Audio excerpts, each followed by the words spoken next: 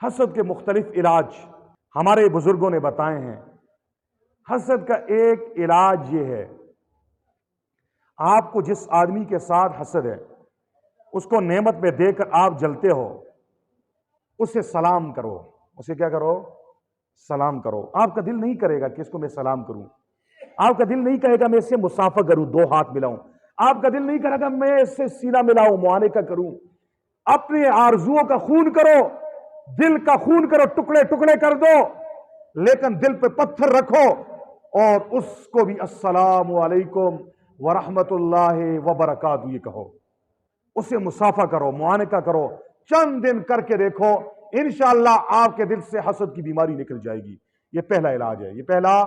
اس لیے ہمارے پیارے نبی صلی اللہ علیہ وسلم نے فرمایا افشوا السلام، سلام کو پھیلاؤ، سلام کو، اسے بھی سلام کرو جسے پہچانتے ہو، اسے بھی سلام کرو جسے نہیں پہچانتے۔ آج ہم سلام اسی کو کرتے ہیں نا جو بڑی جو ہے نا ایک سلائی جی ایل آئی میں اور بڑا نواب اور کوئی سیٹ اور بڑا جو ہے نا مالدار رئیس ہے، غریب آدمی کو تو آج کوئی سلام ہی نہیں کر رہا، اور اگر غریب کہیں پہ مصافحہ کرتا ہے ہم 2 انگلیاں اسے دے دیتے ہیں۔ یہ علامت ہے اس کے دل میں تکبر ہے، اس کے دل میں حسد ہے۔ جس کا دل پاک ہوگا وہ ہر ایک کو اپنے آپ سے اچھا سمجھے گا، وہ ہر ایک سے سینہ کھلے دل سے ملائے گا، وہ مسکرا کے ملے گا۔ کیسے ملے گا؟ مسکرا کے ملے گا۔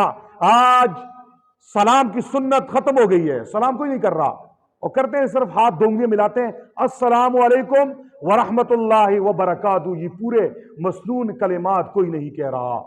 صحابہ کرام رضوان اللہ تعالی علیہم اجمعین حضور کی سنتوں کے ایسے عاشق تھے۔ عبداللہ ابن عمر رضی اللہ تعالی عنہ اکثر مدینے کے بازار میں جایا کرتے تھے، صبح اور شام کو 2 چکر لگایا کرتے تھے۔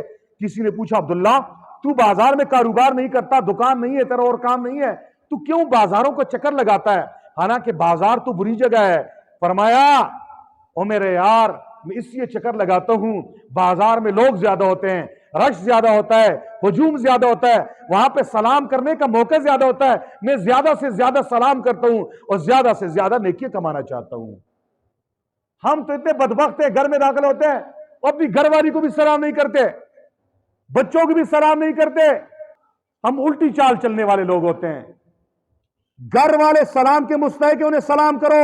حضور گھر میں داخل ہوتے تھے سلام کرتے تھے، حضرت ام عائشہ کو سلام کرتے تھے، حضرت زینب کو سلام کرتے تھے، حضرت حفصہ کو سلام کرتے تھے، ازواج مطہرات کو سلام کرتے تھے، اپنے بچوں کو بھی سلام کرتے تھے۔ ہماری غیرت بھی عجیب غیرت ہے، ہماری غیرت دین سے ٹکراتی ہے تو ہم کہتے ہیں دین جائے تو جائے، لیکن ہم نے اپنی غیرت نہیں چھوڑنی۔ بیوی کو سلام کرے کہتے ہیں بغیرت ہے یہ، اس کو ماں باپ سے شرم نہیں آ رہی۔ اگر ماں باپ اور بڑوں کے سامنے بیوی کو السلام علیکم ورحمت اللہ وبرکاتہ کہہ دیا، دعا دے دی، کہتے ہیں یہ زمانہ کیسا زمانہ آ گیا، ہم تو اپنے ماں باپ کے زمانے میں سلام بھی نہیں کرتے تھے، کبھی اپنے بڑوں کے سامنے اپنے بچے کو اٹھا کے پیار بھی نہیں کرتے تھے۔ یہ غیرت جو ہے نا یہ دین کے خلاف ہے۔ حضور کے صحابہ کرام سب سے بڑے ادب والے تھے، وہ حضور کے سامنے اپنے بچوں سے پیار بھی کرتے تھے، بوسے بھی لیتے تھے، اپنے گھر میں جاتے تھے اپنے بڑوں کے سامنے سلام کیا کرتے تھے۔ تبھی تو آج ہمارے گھروں میں خاوند اور بیوی میں محبت نہیں ہے، نفرت ہی نفرت ہے۔ وجہ کیا ہے؟ محبت پیدا کرنے والا نسخہ جو رسول اللہ نے بتایا تھا سلام، اسے ہم نے چھوڑ دیا ہے۔ اور جہاں پہ سلام منع ہے، جس کے ساتھ ہاتھ ملانا حرام ہے، چاچا زاد ہے، پھوپھی زاد ہے، خالہ زاد ہے، گاؤں کی محلے کی کوئی عورت ہے، ہم بڑے مسکرا کے بڑے خوش اخلاق بن کر اس کے ساتھ تو سلام کر رہے ہیں، حالانکہ صریح حرام کر رہے ہوتے ہیں۔ تو جہاں پہ ثواب ہے ہم نے چھوڑ دیا ہے۔ تو بات یہاں سے نکلی تھی کہ سلام کرنا یہ ایسا نسخہ ہے کہ اس کے ذریعے سے آپ کے دل سے حسد نکل جائے گا۔ حسد اس لیے جس کے ساتھ آپ کا دل لگتا نہیں ہے، آپ کے دل میں اس سے جلن ہے، اس کو کثرت سے سلام کرو، ایک چلہ لگاؤ نا، 40 دن بعد دیکھو تمہارے دل میں اس کی محبت پیدا ہو جائے گی۔ دوسرا علاج بتا رہا ہوں، حسد کا دوسرا علاج یہ ہے، جس کے ساتھ آپ کو حسد ہے، جب مسجد میں وہ نماز پڑھنے کے لیے آئے تو آپ نے اس کے کندھے کے ساتھ کندھا ملا کے اس کے پاس کھڑے ہو کے آپ نے نماز پڑھنی ہے، کیونکہ جس کے ساتھ آپ کا دل لگتا نہیں ہے نا، آپ اس کے پاس کھڑے ہونے بھی نہیں چاہتے۔ دل پہ پتھر رکھو، دل کا خون کرو، اس کے ساتھ کھڑے ہو جاؤ. جب کھڑے ہوں گے نا انشاءاللہ 40 دن تکبیر اولیٰ کے ساتھ اس کے ساتھ کھڑے ہو کے نماز پڑھو، دیکھو تمہارا دل آئینے کی طرح صاف ہو جائے گا. تیسرا وظیفہ بتا رہا ہوں، تیسرا نسخہ، تیسرا علاج جس کے ساتھ آپ کو حسد ہے، اپنی استطاعت در غریبی کے مطابق اسے کبھی کبھار ہدیہ گفٹ دیا کرو، کبھی تحفہ دیا کرو، اس کی دعوت کر لو، کسی دن اس کی دعوت کر لو، اکرام کر لو، جیسے تبلیغ جماعت والے کرتے ہیں. وہ لوگ جو ان کی بات سننا نہیں چاہتے، جو ان کو جو ہے نا مارتے ہیں، ان کے بستر باہر گراتے ہیں، وہ ان کے لیے بھی اکرام کرتے ہیں، مٹھی چاپی کرتے ہیں، پاؤں کو دباتے ہیں. وہی لوگ جب اکرام کے اوپر بیٹھ جاتے ہیں پھر بات سنتے ہیں، پھر بات یہ ہمارے بڑے بڑے حکما ہوا کرتے تھے. تو آپ بھی اس کینسر سے زیادہ خطرناک بیماری حسد سے اگر اپنا علاج کروانا ہے تو کسی دن اپنے گھر میں دعوت کرو، اپنے اس بھائی کا، اپنے رشتہ دار کا، اس کا اکرام کرو، دعوت کرو. وہ جب آپ کے گھر میں آئے گا نا، کھانا کھائے گا، اس کا دل بھی آپ سے صاف ہو جائے گا، آپ کا دل بھی چند دن اس طرح کرنے سے صاف ہو جائے گا. پھر اسے تحفے بھی دو، ہدیے بھی دو، اس کے ساتھ مالی معاملت کرو. یہ جو ہے ایک نسخہ ہے. چوتھا علاج، چوتھا وظیفہ جس کے ساتھ آپ کو حسد ہے، اس کے لیے دعا کرو. اس کے لیے کیا کرو؟ کیا دعا مانگنی ہے؟ 2 دعائیں مانگنی ہیں.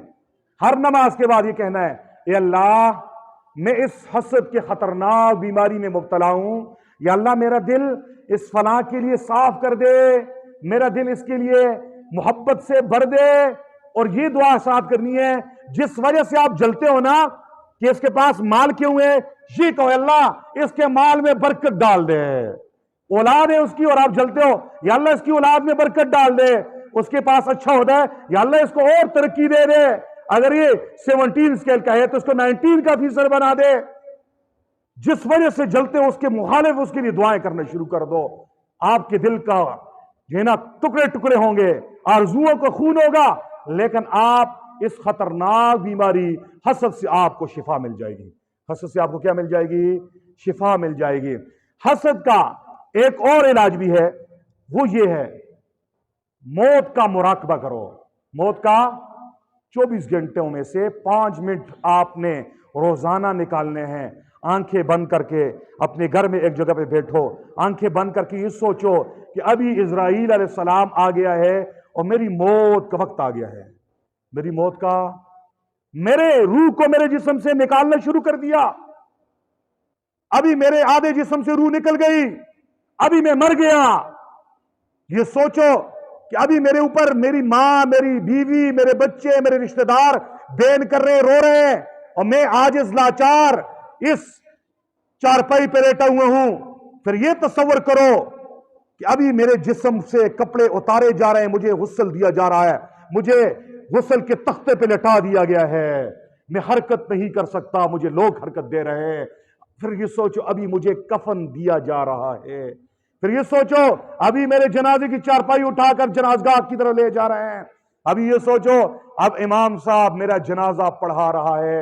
یہ سوچو مجھے میرے رشتہ دار، میری اولاد سب چھوڑ کر مجھے قبر میں دفن کر رہے ہیں. دفن کر دیا گیا، سلے رکھ دی گئی، تلقین کر دی گئی، منکر نکیر آ گئے، اب حساب کتاب شروع ہو گیا. جب 5 منٹ روزانہ مراقبہ موت کرو گے تمہارا دل صاف ہو جائے گا. تم ان منافقوں والے کام اور حسد، کینہ، بغض اور اس بخیلی والے کاموں کے لیے آپ کا دل فارغ ہی نہیں رہے گا. آپ کو آخرت کی فکر لگ جائے گی، آپ کو ڈر لگ جائے گا. اسی اللہ کے نبی نے فرمایا، اکثروا ذکر حازم اللذات، لذتوں کو توڑنے والی چیز موت کو کثرت سے یاد کرو. اور موت کو یاد کرنا یہ نہیں ہے موت موت موت موت تصویریں کے پڑھو. موت کو یاد کرنا یہ جیسے میں نے طریقہ بتایا کہ مرنا ہے، ہم نے یقین ہے کہ نہیں ہے مرنا ہے، تو اس مرنے سے پہلے ہر روز 5 منٹ کے لیے یہ مراقبہ کرو کہ میں آج مر رہا ہوں. اگر آج میں مر گیا تو میری نیکیوں کی کیا حال ہے اور میرے گناہ کتنے ہیں. آج اگر اللہ کے دربار میں میری حاضری ہو گئی، حساب کتاب ہو گیا، میں جنتی ہوں یا جہنمی ہوں. مراقبہ کرو گے خدا کی قسم تمہاری اصلاح ہو جائے گی. دل سے حسد وغیرہ یہ ساری بیماریاں تمہاری نکل جائے گی، تمہیں آخرت کی فکر لاحق ہو جائے گی.